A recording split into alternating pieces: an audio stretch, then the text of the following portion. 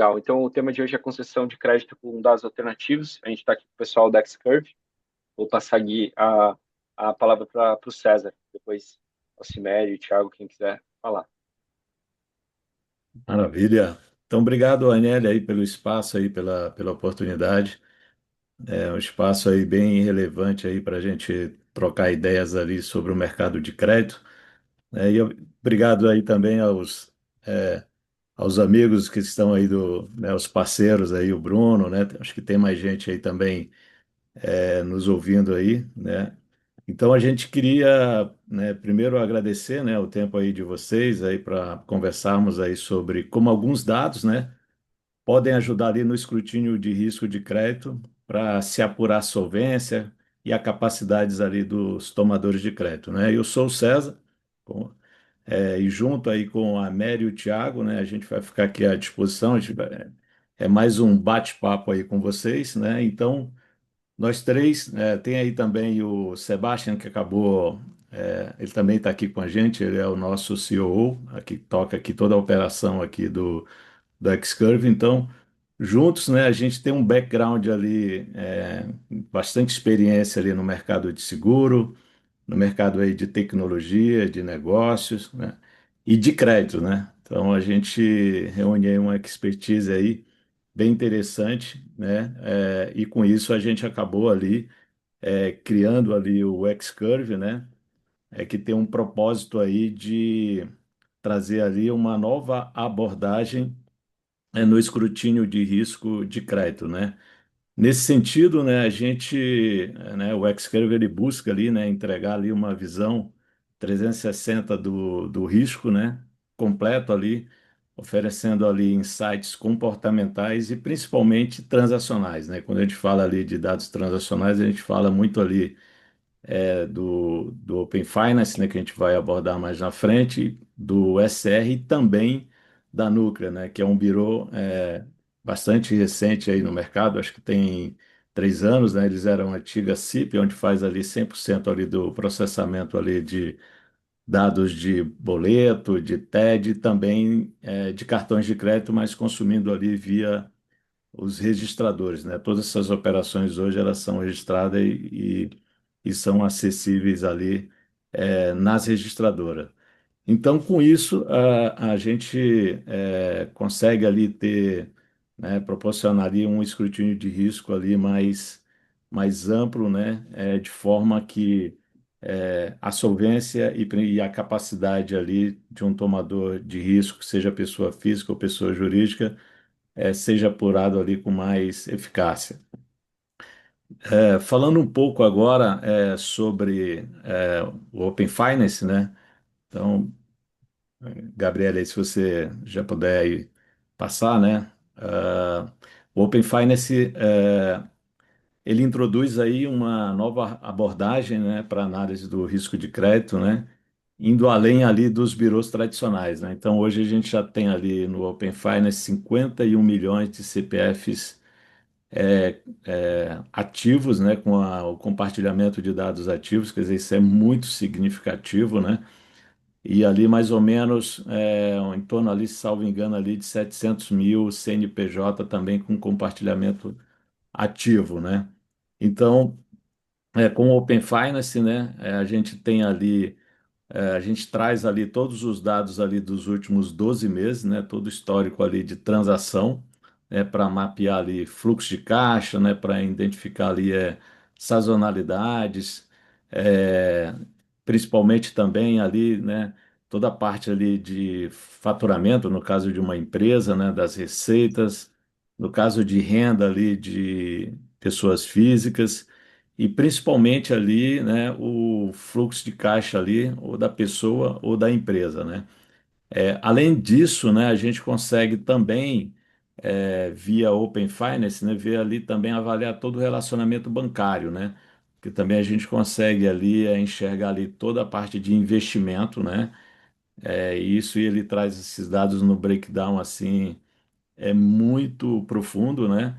Então, no caso aí, por exemplo, por exemplo, do pagamento de boleto ou de uma TED, então a gente consegue saber também ali destinatários, né, beneficiários. Então, a gente quando é um empréstimo, a gente tem ali quase 50 variáveis, né? Desde o CNPJ daquele empréstimo, né? Da amortização, taxa de juro, né? Pagamentos, né? Atraso. Então é bem, né? O nível de informação é bem amplo, né? E bem profundo. E também consegue ali também ver algumas oportunidades também de empréstimo. Então, o Open Finance, ele, né, tem alguns bancos aí que, como ele não tem ali né, o perfil, o histórico ali, né, que alguns bancos, né, grandes bancos hoje no Brasil têm, né, ou de empresas ou de cliente, então quando se compartilha, você tem também, você nivela ali, né, esse histórico e você também consegue fazer ali uma análise de risco mais profunda. Ah, Em relação à Núclea, né, que também para nós aí foi uma grata surpresa, também oferece ali né, um nível de informação também bastante assertiva, né, Mary? Você aí acabou fazendo, a gente acabou fazendo uma POC ali a- há uns meses atrás aí e a gente ficou bem animado aí com o nível de informação que a gente consegue capturar ali das transações ali, principalmente das transações de boleto, né? Sim, Aí na para verdade, até mais, né, César? Porque a gente tem os boletos, os cartões e TED. Então, isso. com cartões, a gente consegue mapear pequenos estabelecimentos que a gente tem mais dificuldade de apurar faturamento, como restaurantes, por exemplo, padarias, pequenos comércios que vivem à base dos cartões. Essas informações, elas são tão precisas quanto as informações de boletos. Então, acrescenta também bastante para, né, para análise de risco, independente aí do segmento de atuação da empresa. O único ponto que ainda não está coberto aqui é o Pix, né, que é algo que eles estão trabalhando. Mas na nossa POC a gente identificou uma aderência de quase 90% quando a gente compara o resultado dos boletos com o balanço de uma empresa, por exemplo, que publica balanços. Ou seja, estou comparando com uma base bastante sólida, né, bastante confiável. E aí, Mac, também quando a gente compara, por exemplo, alguns birôs, né, eles dão ali, eles têm aquele limite ali, né, de Sim, 300 milhões ali, milhões. né, né, e quando a empresa tem ali acima de 300 milhões, ele só coloca, né, faturamento acima de 300 milhões. Então, com boleto, né, com a Núclea, a gente consegue ali ter as faixas, né, de faturamento e nas POCs que a gente está realizando aqui, com os clientes que a gente está trabalhando aqui, tá bem legal isso, né? Sim, quando a gente depende do que é o objetivo, né, do crédito, dependendo, claro, chegar em 300 milhões, isso já é suficiente para fazer uma aprovação de limite. Mas em algumas situações, como aquela que nós estávamos estudando, que era conceder, né, seguro-garantia para clientes, os valores Exato. envolvidos eram elevados, os 300 milhões não eram suficientes, a gente precisava de uma precisão maior. E a Núclea nos trouxe isso. Maravilha.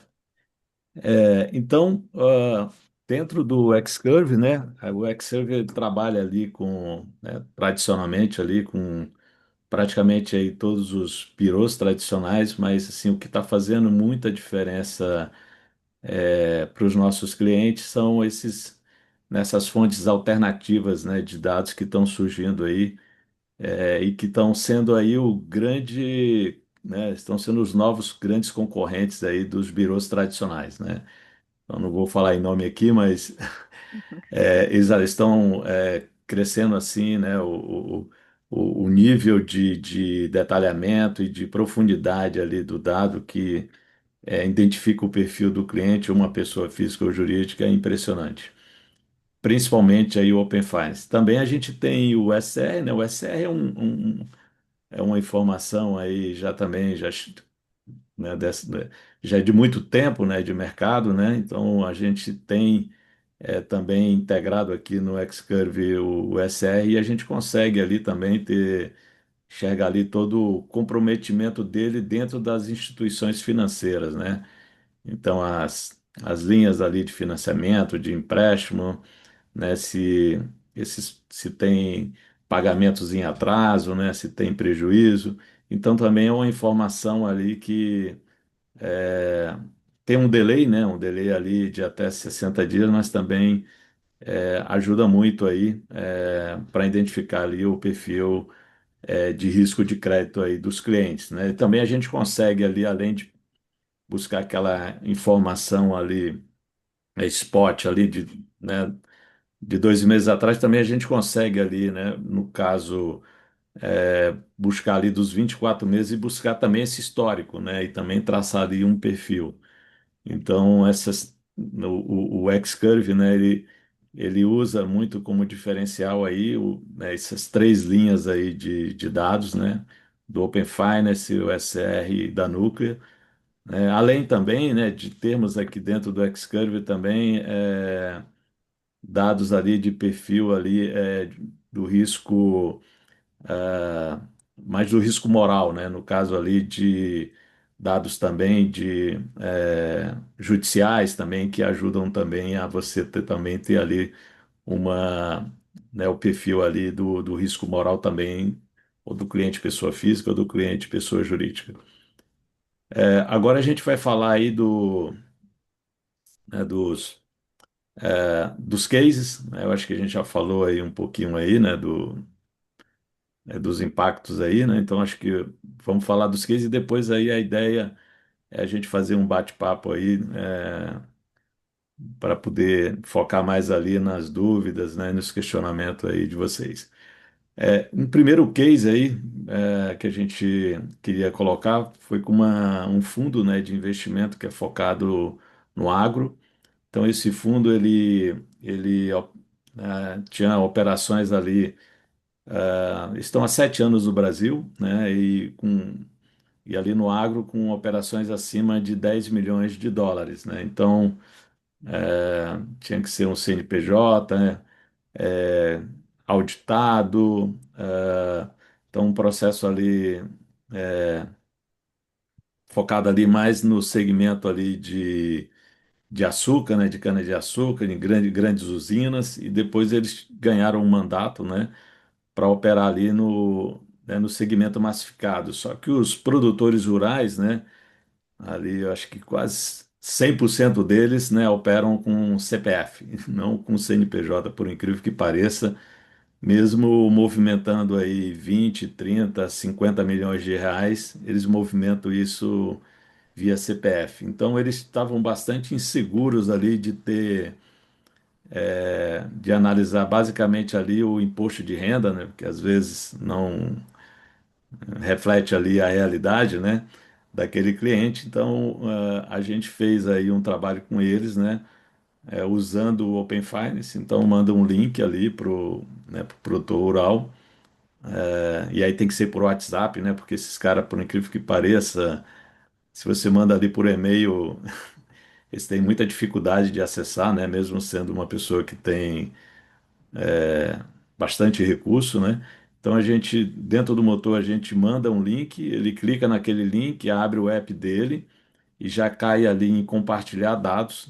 Então, se ele tem 3, 4 bancos, ele tem que fazer isso banco a banco, né? Então a gente recebe ali um JSON ali com todos os dados de transação, de investimento, de empréstimos e de oportunidades, né, de crédito, além também de cartão de crédito. Então, aí com isso, de fato, aí eles conseguiram enxergar ali a capacidade de pagamento e principalmente ali o fluxo de caixa, né, desses clientes, né. Então foi um case bem interessante. E aí também, como eles tinham muito recebimentos, né, eles queriam saber, pô, mas tá e pagamentos, né? Pagamento de quê? É pagamento para compra de insumos, né? Então também você consegue é, aprofundar bem ali na análise e saber, inclusive, né, da onde que está sendo, para quem está sendo pago e de quem está recebendo, né? Então aqui é um exemplo do que vem, né? Aí é só a gente monta ali né, a visão de acordo com o cliente, né? Então, para cada cliente aí a gente monta um painel, né? que cada cliente ali tem uma necessidade ali, de repente tem, agora, por exemplo, a gente tem um case aí com que a gente vai falar na sequência, que é para afiançadoras, para aluguel, então tem muito foco ali na renda, né, da pessoa, né? Então a gente pode montar um para cada um. E nesse caso aí tem um fluxo de caixa, né? Volta lá um pouquinho, Gabriel. Eu acabei falando do outro, né? Então, nesse caso aqui também a gente monta ali, né? Nesse caso eles queriam saber como é que se comportava o fluxo de caixa. Então, entrada e saída, e você consegue fazer todo o breakdown aí dessas entradas e saídas e também ver questões ali de investimento para quem os valores, né? Rentabilidades. Então, é bem interessante. O outro caso. é, que aí é uma afiançadora, né? Então está surgindo aí bastante, né, no mercado ali de imobiliário, né, de aluguel, né? Você tem ali o seguro fiança que cresceu bastante, você tem ainda, por incrível que pareça, muito fiador, tem depósito em conta e ultimamente tem surgido aí bastante afiançadoras, né? Então, que aí eles assumem ali o papel ali do fiador, né? Então a gente, nesse caso, né, eles tinham uma política de crédito, né? E a gente acabou colocando ali o SR, principalmente para ver questões ali de renda e também ali para, né, buscar algumas informações ali sobre crédito rotativo e ver como esses créditos aí que são mais caros, qual que é a representatividade ali no total da carteira que ele tem. Aí, Mary, se você quiser comentar um pouco mais aí, que você que desenhou a política, né, fica à Sim. vontade. Aqui nessa questão imobiliária, o grande desafio é que nós precisamos, o resultado da análise de crédito, ela tem que durar ali uma média de 24 meses. Então, esse prazo mais alongado faz com que seja necessário a busca de informações que mostrem de fato, que sustentem essa aprovação. Então, o relacionamento bancário, nesse caso, ele é a porta, né? Ele é, na verdade, ele é o pilar desse relacionamento. A gente consegue ver muito a respeito da vida de uma pessoa física e jurídica, nesse caso aqui mais física, através desse relacionamento bancário. Então, nós orientamos aqui a cliente, por exemplo, a identificar o nível de utilização de crédito emergencial. Então, se você já está alugando o imóvel para alguém que já está no uso elevado do cheque especial, a probabilidade de haver algum problema no curto prazo, ela é, né, é grande, iminente. Depois, questões como quão saudável é aquele endividamento e a qualidade desse endividamento. Então, isso faz parte da política e são informações que a gente extrai do SR. Então, é muito diferente alguém ter uma dívida, por exemplo, que seja de um financiamento de um veículo versus, por exemplo, um parcelamento um crédito rotativo do cartão de crédito. Então, são operações com riscos distintos, custos distintos em relação à previsibilidade, saudabilidade e tudo mais. Então, ela nesse caso, nessa política, o SR virou ponto central da política de crédito e o Open Finance, ele acabou entrando ali como uma segunda opção, mais por conta do fluxo e para facilitar o processo de não, o processo de análise, embora o Open Finance seja algo integrado, fácil de implementar, a gente entende que não são todas as pessoas que estão disponíveis a liberar essa informação. Então, a gente tem o SR que cobre parte dessa necessidade, ele não, ele é um dado bruto, como a gente diz, né? Você vai lá, tem todas as informações e você trata essa informação dentro da sua política, da forma que entender ser melhor. Agora, o Open Finance ele vai além. A OSR tem uma camada de informação que é em relação às operações de crédito contratado, enquanto o Open Finance ele amplia, ele não só diz a operação de crédito, mas diz de onde vem o dinheiro que você recebe e como você gasta. Então, é um processo complementar. Então, essa foi um pilar que eles estão testando na análise de PJ. E aí eu vou complementar, César, porque o segundo, Legal, tá? tá? Pode Aham. avançar, que agora aí a gente fala um pouco mais da núclea. Então, Tem um outro case, né? Ah, tá, fica à que vontade é aí, esse daqui, né, Ah, tá, tá bom. do PME. Então, estamos completando uma política para pequenas e médias empresas, né, um seguro garantia de um serviço específico, e a base central desta política era garantir o nível de atividade desse cliente. Então, muitas vezes a gente tem um processo de crédito que a gente busca score e restrição, que é o que o mercado faz de forma geral. Mas, dependendo da operação que você está realizando, o mais importante é, eu preciso garantir que essa empresa esteja ativa. E o ativa não é verificar se ela está ok lá na Receita e ter consulta na Serasa, não é isso. Eu quero saber de fato o nível de atividade dessa empresa, como ela tem se comportado em relação, como o seu faturamento tem se comportado e como os seus pagamentos também. Então, esse é um ponto importante que a gente conseguiu extrair da Núclea. Então, você pode passar para o próximo slide, Gabriel, que eu já falo. Então, aqui, por exemplo, eu trouxe algumas empresas, duas empresas de transporte, só para a gente ter um comparativo em termos de porte. Fiz o mesmo para o varejista, restaurantes e hotéis, apenas como exemplo, embora sejam dados reais. Então, a atividade de transporte, por exemplo, eu tenho uma empresa que tem mais de 3 milhões de crédito aprovado no SCR. Então, isso mostra que ela foi analisada por bancos, que ela tem esse crédito aprovado. Nenhuma das empresas aqui possuíam valores vencidos ou prejuízo, ou seja, estava em dia com as obrigações bancárias, embora no mercado uma ou outra apresentasse, sim, alguma outra restrição, o que faz parte da vida das empresas. Quando a gente vai para a Núclea, a gente conseguiu levantar que mensalmente ela tem um volume de 2 mil, que é um montante, né, 2 milhões 144 mil de, de faturamento, que seria o resultado dos recebíveis dela em boleto, cartão de crédito e TED. Cartão de crédito e débito e TED. E do outro lado, ela paga boletos em torno de 1,5 milhão. Então, eu consigo verificar essa volumetria ao longo dos últimos 12 meses, e isso sim me dá uma boa ideia do nível de atividade dessa empresa. Além disso, nós conseguimos ver, por exemplo, o nível de concentração.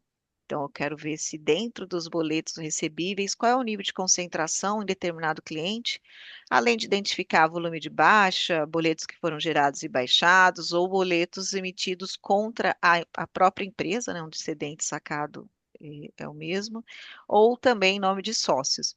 Então, eu consigo ter um nível de informação que a gente não tem nos birôs tradicionais. Então, isso aqui para transporte, mesmo uma empresa de 3 milhões no SR, faturando aqui 2 milhões, uma empresa com 107 mil no SR, talvez não tão avessa a crédito, não tão, né, sem grandes aderências a crédito, e aqui com 35 milhões de volume mensal de recebíveis contra 8 milhões de pagamento. Claro que aqui nos pagamentos não estão, por exemplo, a folha de pagamento. Então, eu preciso, como profissional de crédito, entender qual é o segmento daquela empresa, para eu, claro, complementar com uma informação, seja de um lado ou do outro. Porém, aqui eu tenho uma boa noção pela variação ao longo dos meses desse nível de atividade que, como eu disse, foi o ponto central desta política. Além disso, né, a Núclea colabora com a gente trazendo uma informação sobre score de materialidade. Então, ela considera, com base nos valores pagos dos últimos meses, o segmento daquela empresa, valores recebíveis, qual é a probabilidade dela continuar com os pagamentos. Então, aqui a gente vê empresas com uma tendência de manutenção da sua atividade pelos próximos 90 dias. Então, esse conjunto de informação, ele acabou nos ajudando a aprovar um percentual muito maior do que os processos tradicionais de crédito, sem aumentar o risco de crédito. Pelo contrário, né, fazendo esse tipo de análise, a gente acabou mitigando o risco de crédito. Para finalizar, a gente colocou aqui os pilares do que a gente acredita que essa política nos traz. Então, ela me traz um nível de operacionalidade, dessa forma, como eu falei, ou seja, entendendo bem o volume dos seus recebíveis, as variações desses recebíveis, E, por outro lado, a questão dos pagamentos, que é algo que normalmente a gente não consegue apurar em birôs tradicionais. Eu tenho o comprometimento bancário, e aqui o comprometimento bancário, eu estou dizendo o seguinte: eu consigo ver tudo que aquela empresa tem a pagar junto a bancos nos próximos 12 meses, e eu tenho uma boa ideia de quanto é o faturamento dela mensal, por conta desse levantamento que eu falei para vocês. Então, isso me dá comprometimento bancário. E esta análise me traz essa maior elasticidade na minha decisão. Ou seja, eu estou tomando uma decisão muito mais consciente. Uma empresa que equilibra esses dois pontos, ela tem uma tendência de se perpetuar, né? Principalmente se a gente olhar para o mercado e ver que hoje os principais motivos de inadimplência das empresas são, a taxa de juros. Então, eu estou buscando aqui essa questão de entender a qualidade, não só a quantidade, mas a qualidade desse endividamento bancário. E depois, a inadimplência da própria carteira. Então, eu também consigo ver pontos de inadimplência avaliando as questões dentro da Núclea, né? A Núclea tem uma informação que é justamente qual é o percentual de recebimento ali até 30 dias, até 60 dias, né? São operações, são informações adicionais que a gente consegue extrair da Núclea. E por fim, né, o último ponto é a nova lei da falência, que a gente não precisa entrar aqui, mas que eu também consigo me antecipar a ela. Muitas vezes eu fazendo esse tipo de avaliação, eu estou me antecipando a um eventual, uma futura RJ, por exemplo, e se eu identifico uma empresa que apresenta um comprometimento bancário e uma qualidade de comprometimento bancário muito além do que deveria ser. Essa empresa pode ser que num período próximo, mesmo ela não tendo tantas restrições hoje, ela seja uma candidata, por exemplo, uma recuperação judicial. E é isso, acho que esse é o último, né? Eu acho que é isso aí, ô Mary.